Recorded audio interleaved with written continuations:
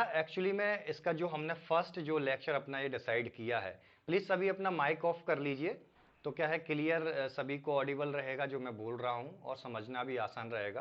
क्योंकि आयुर्वेद के बेसिक्स को क्लासेस में पढ़ाया तो जाता है, बट उस हिसाब से जो उसको कन्वर्ट करना चाहिए समझाने के मॉड्यूल पर कि हम उसको क्लिनिकली अप्लाई कर सकें, वो हमें कहीं देखने को नहीं मिलता।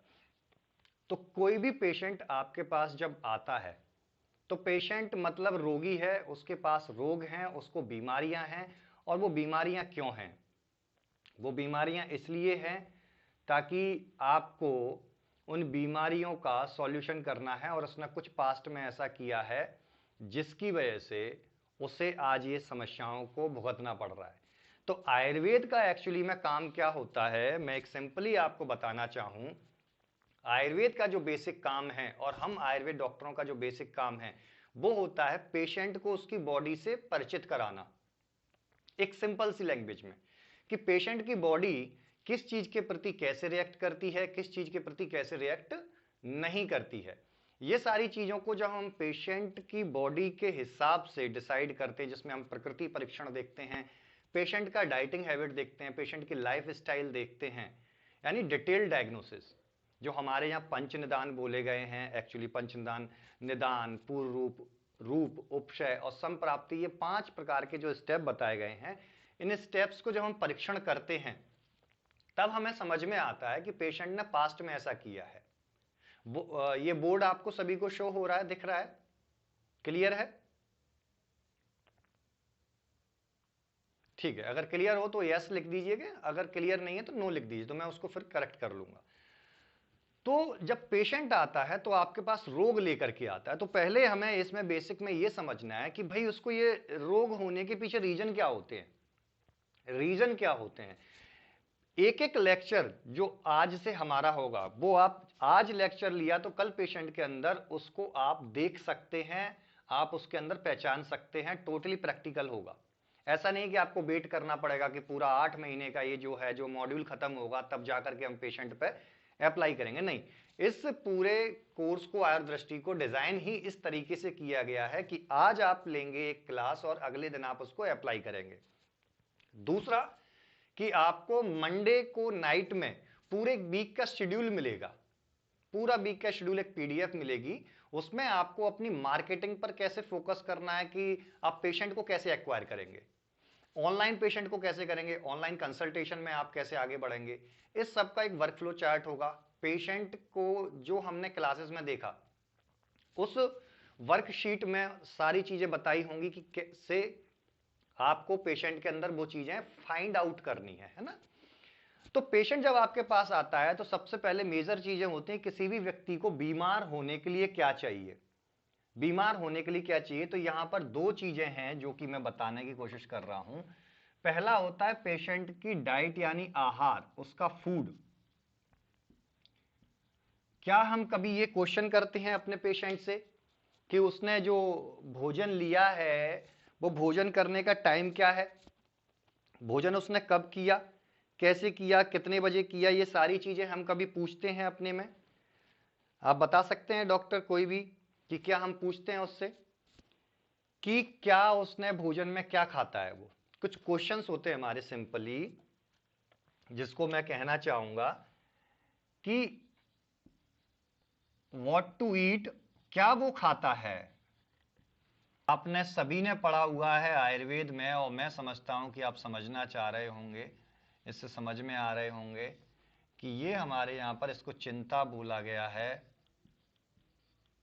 और ये जो है वात दोष को एवं पित्त दोष को बढ़ाने वाला बहुत अच्छा वेपन है, एक ऐसा हथियार है। ओवर थिंकिंग, वो भी खाना खाते वक्त, समझने की कोशिश कीजिए। ओवर थिंकिंग वो भी खाना खाते वक्त, जिस समय पर हम भोजन कर रहे हैं, और वो भोजन धातु पोषण क्रम के थ्रू हमारी सप्त धातुओं को बनाने वाला है। जो सप्त धातु हैं, जो हमारी बॉडी के सेल्स हैं, टिश्यूज हैं, जो एक तरीके से बोलते ब्रेक डाउन हो गए हैं, खराब हो गए हैं, उनको रिपेयर कर रहा है। उस धातु पोषण क्रम को ही हम डिस्टर्ब करने के लिए ओवर थिंकिंग कर रहे हैं। वो भी एक ऐसे दोष को हम भड़का रहे हैं जो कि वात है और पित्त है। वात और पित्त को भड़का रहे हैं। भैया 80 प्रकार की डिजीज अकेले वात से और 40 प्रकार की हमारे पित्त से होती हैं। अब सोच लीजिए, और वात और पित्त का कॉम्बिनेशन हो गया तो सुभान अल्लाह, ये बॉडी की किस टिश्यू में किस धातु के अंदर घुसेगा उसको पता ही नहीं चलेगा। मान लीजिए ये जो दोष मांस धातु के अंदर घुस गया तो मांस धातु में इंफ्लामेशन क्रिएट होगा और बर्साइटिस या टेंडोनाइटिस इस प्रकार की कोई भी प्रॉब्लम उसको हो सकती है, कोई भी प्रॉब्लम उसको हो सकती है। या जिसको मस्कुलर डिस्ट्रोफी में कन्वर्ट हो सकता है वो पेशेंट, नर्व डैमेज हो सकता है उस पेशेंट का। एनसीडी जिसको नर्व कंडक्शन वेलोसिटी बोलते हैं कि हर नर्व के अंदर उसके एक करंट जिसको बोल देते हैं या उसके अंदर फ्लो होता है, उसका कंडक्शन का एक वेलोसिटी होती है कि इतनी रफ्तार से, मान लीजिए मेरी मोटरसाइकिल 50 किलोमीटर प्रति घंटे की रफ्तार पे अच्छी चलती है, तो ऐसी हमारी नर्व की होती है, वो डिस्टर्ब हो जाएगी। जब वात दोष में पढ़ाऊंगा तब आपको पूरा नर्वस सिस्टम खोल के दिखाऊंगा कि वात दोष एक्चुअली में कैसे काम करता है, और नर्वस सिस्टम के अंदर पित्त कहां पर, नर्वस सिस्टम के अंदर कफ कहां पर है, कैसे इसका फॉर्मेशन होता है, मज्जा धातु का क्या कंसेप्ट है, कैसे नर्वस सिस्टम में मज्जा धातु आती है। लेकिन ये टॉपिक इसलिए रखा गया है कि आप कल से ही इन चीजों को पेशेंट के अंदर ऑब्जर्व करना शुरू करें। आपको बहुत सारी चीजें एक तरीके से पेशेंट का एक तरीके से बोलिए डिसेक्शन करना शुरू कर देंगे। आप पेशेंट के एक एक पार्ट को ब्रेक डाउन कर देंगे और आपको खुद 0 से 1 के लेवल पर आप जाएंगे। 0 to 1 एक कंसेप्ट होता है, ऐसा नहीं 0 से 1 पे ही जाएंगे।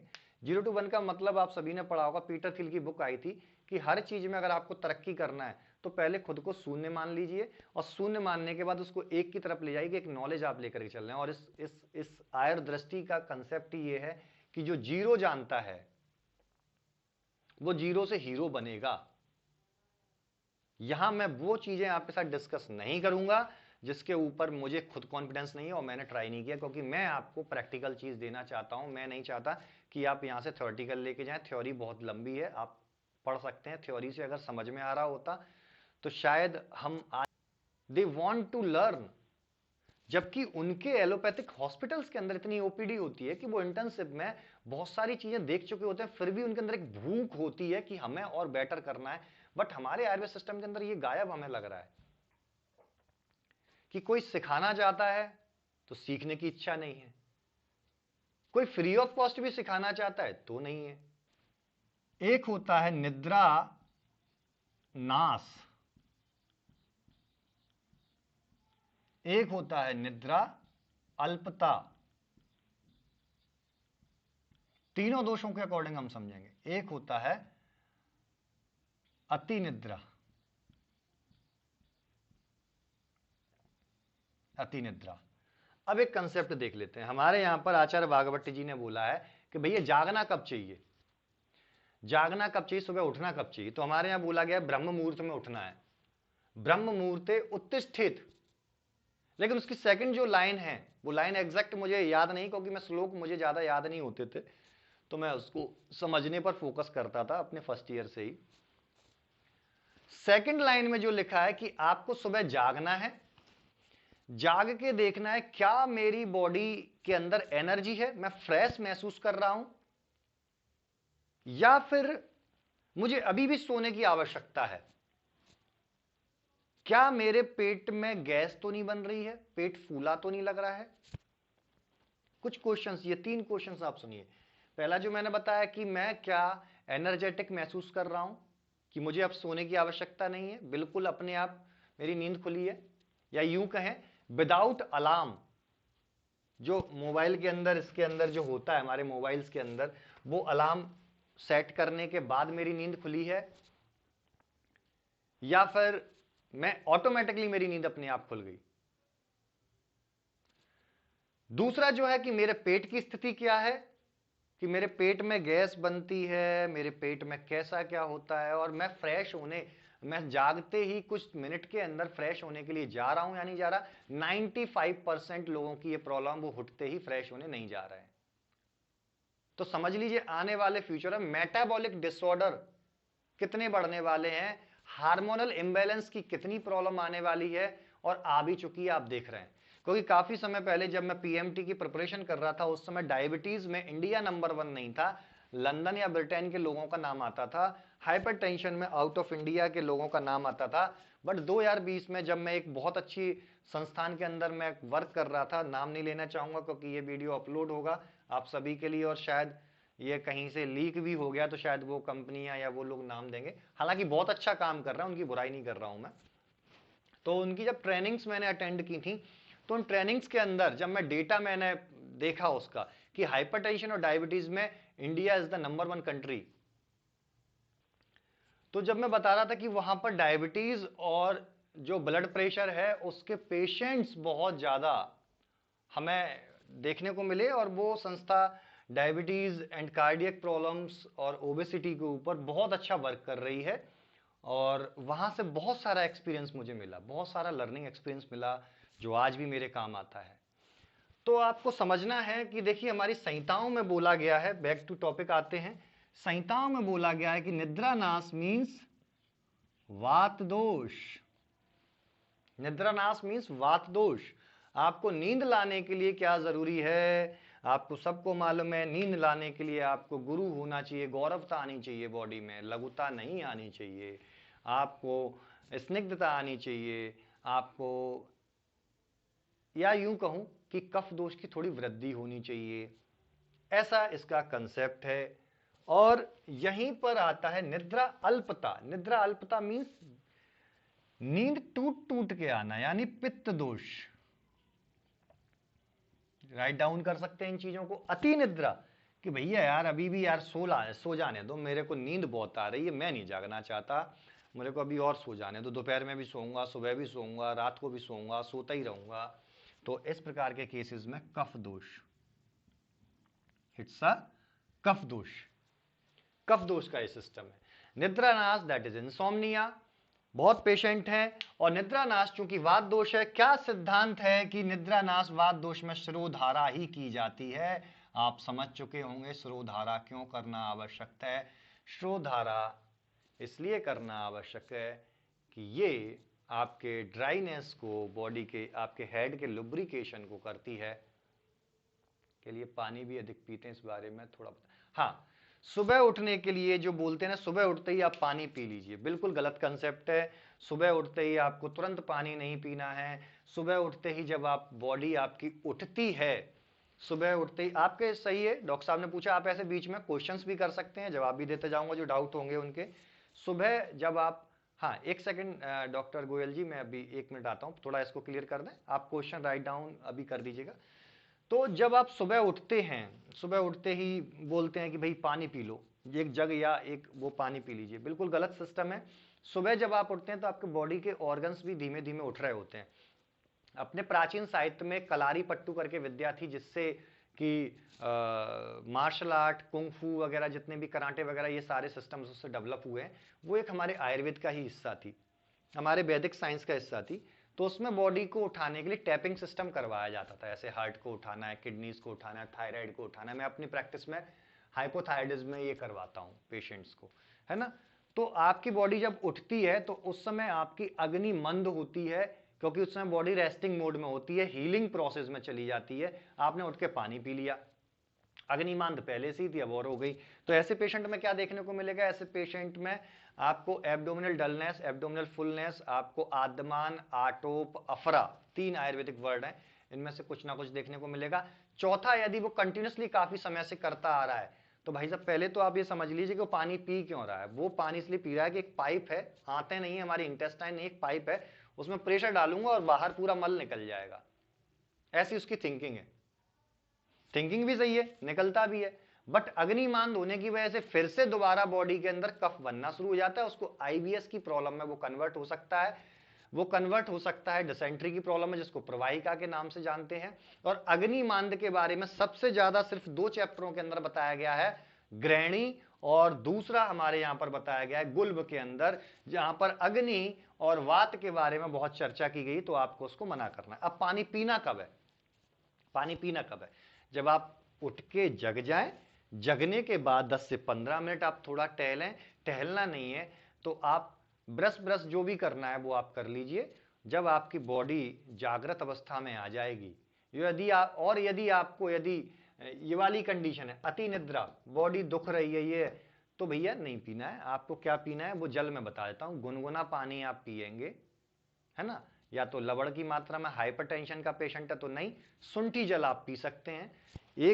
2 गिलास पानी ले लीजिए, 1/3 टीस्पून का आप ले लीजिए, उसमें डाल के उसको हल्का सा बॉईल कीजिए, उस गुनगुने पानी को आप पी सकते हैं, जिससे आपकी अग्निमांद भी क्लियर होगा और आपका अग्निवर्धन भी स्टार्ट हो जाएगा।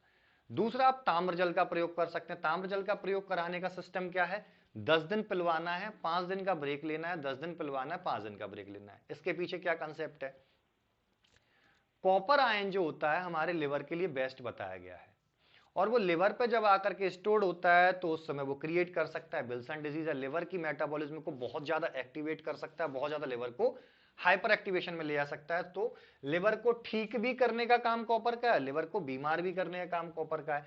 तो 5 दिन का ब्रेक लीजिए, लिवर उस अपनी क्लींजिंग कर लेगा, बाहर कॉपर आयन जितना भी स्टोर्ड किया है उसने एक्सेसिव मात्रा में जो गया है वो पूरा का पूरा बाहर निकल जाएगा, फिर से वो आ जाएगा। हाँ डॉक्टर गोयल जी, आप अपना क्वेश्चन कंटिन्यू कर सकते हैं, राइट डाउन कर, क्लास के बाद टाइम दूंगा, उस समय सभी अपने क्वेश्चंस इस टॉपिक से रिलेटेड मोस्टली क्वेश्चंस हो तो ज्यादा बेटर होगा, रिलेटेबल रहेगा, और अदर क्वेश्चंस भी पूछ सकते हैं, है ना। तो फिर कंटिन्यू करते हैं कि वात दोष बढ़ने की वजह से निद्रानाश होता है, इसलिए सिरोधारा दी जाती है। औषधि में क्या दिया जाता है, औषधि में अश्वगंधा दिया जाता है, अश्वगंधा।